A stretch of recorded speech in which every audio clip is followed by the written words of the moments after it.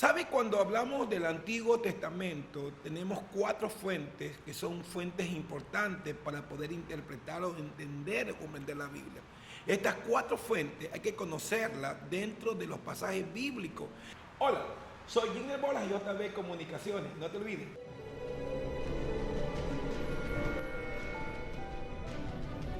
Sin estas fuentes se nos hace difícil y complicado entender algunos procesos históricos y tanto culturales del pueblo de Dios. Con esto no queremos mistificar la Biblia o el texto bíblico. La Biblia va estableciendo una espiritualidad y una vivencia espiritual. Esto fue establecido a lo largo del periodo del tiempo por cada uno de sus componentes o eventos históricos y sociales de la época como tal. Por eso que es importantísimo conocer la Biblia, conocer los eventos históricos que han marcado un antes y un después. Por eso se establece la escritura o la ciencia bíblica. Ellos han identificado cuatro fuentes mediante la crítica documental. Ellos han podido entender que hay una crítica documental y han podido establecer cuatro fuentes que son importantísimas y son vitales para poder entender y comprender algunas historias bíblicas, algunos relatos bíblicos, algunos eventos históricos. Evitamos la Biblia de una gramática y de una historia. La Biblia hay que interpretarla también de la estructura de estas cuatro fuentes, que son fuentes importantes y vitales para poder tener una interpretación más amplia y entender y conocer. Porque no podemos hablar de la Biblia desde el estómago o desde alguna manifestación extraña. Hay que hablar de la Biblia desde los eventos históricos, desde los eventos gramaticales, pero hay que conocer la fuente y cada fuente tiene que ver con un evento histórico de la época y también social y cultural.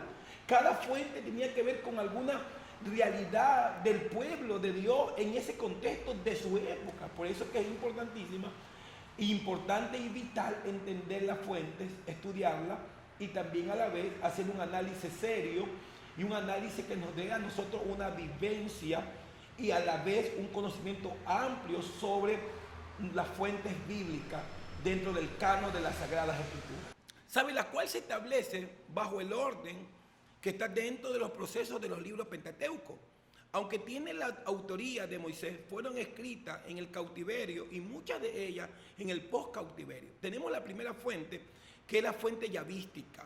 Se usa el nombre de Yahveh, ¿cierto? Esa fuente es una fuente importante dentro del proceso para con el pueblo de Dios. Es una fuente que provenía del reino del sur, se localizaba alrededor de los años 850 antes de Cristo.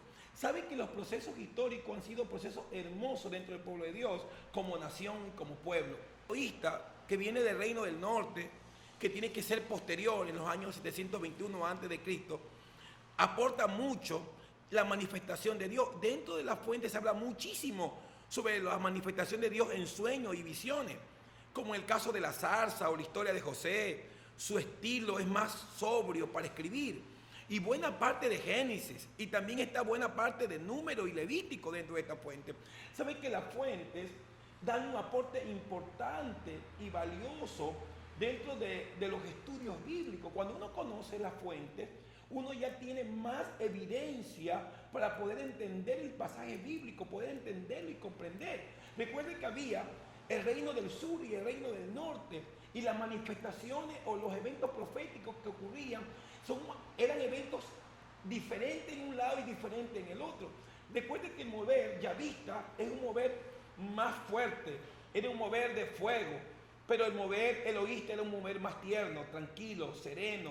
Por eso es que tenemos que ir entendiendo la fuente para comprender algunos procesos históricos. También tenemos la fuente deuteronómica, que estaba localizada en Jerusalén, en ese contorno, en los años 621, durante la reforma de Josías. El estilo de esa fuente es directo y cordial. Y aportaba muchísimos libros como Deuteronomio, Josué, Jueces, Samuel, Reyes y Primera de Reyes.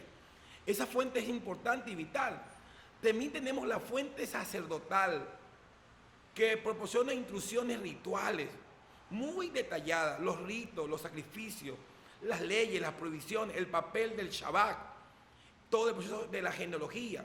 ¿Sabe? Cuando uno ve el relato de la creación, uno ve dos relatos de la creación. En el libro de Génesis uno ve dos relatos, el capítulo 1 y capítulo 2. Dice, Dios creó los cielos y la tierra.